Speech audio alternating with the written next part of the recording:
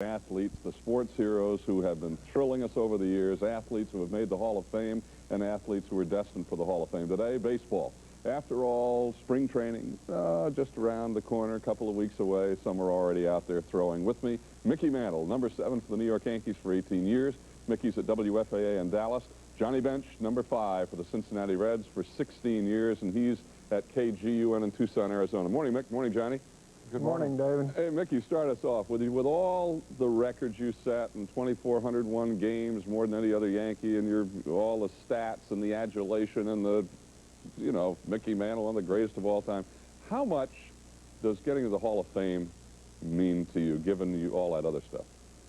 Well, like you said, I played in over 2,400 games, I think, over 2,400 games, and you can't pick out a home run or a catch that you made. I didn't make very many good catches anyway, but you can't pick out one play out of all those games, that was probably the biggest thrill.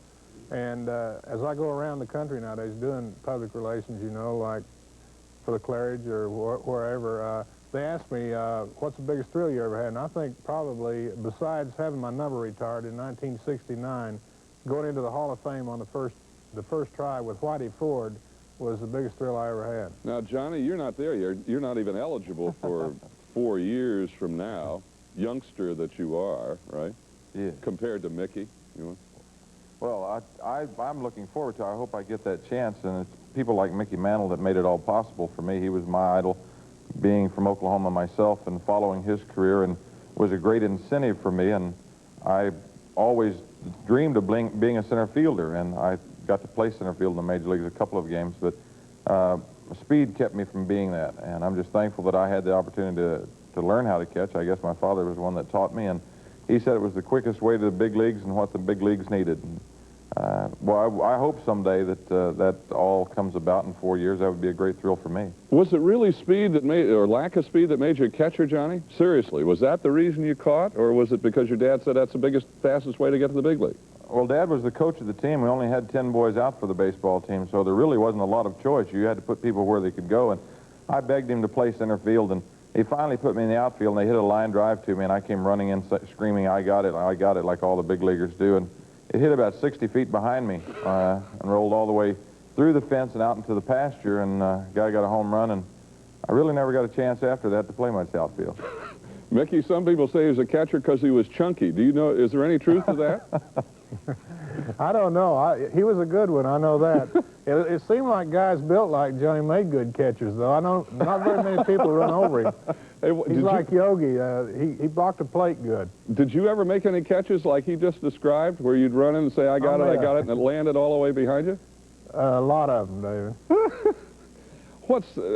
Johnny, when you look at all your home runs, you got more home runs for a catcher regular season, 384 for career.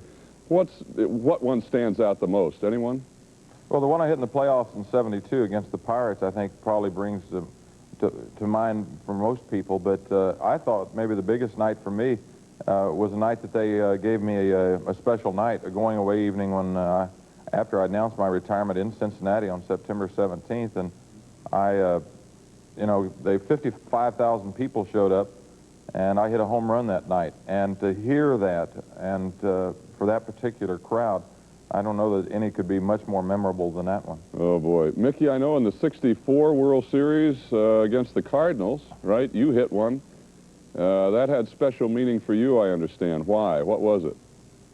Well, I had 15 home runs. Babe Ruth, I was tied with Babe Ruth at 15 homers, and by that time, by 1964, they'd moved me out of center field into right field because I wasn't getting around very good, and I'd made an error earlier in the game and let them get a run. The score was 1-1 going into the last of the 9th inning, and they brought in Barney Schultz to pitch to me. I hit a home run off of him and got me, they used to give you the goat's ears in New York. If you was the goat of the game, your picture's in the paper with goat's head, and it got me off of being the goat, and it also broke Babe Ruth's home run record for World Series play. Mickey, it's great to see you as always. Good to have you with us this morning. Johnny, good to see you. Thank you. See you shortly. Thanks a lot, David. Thank you both. See you in the spring, maybe.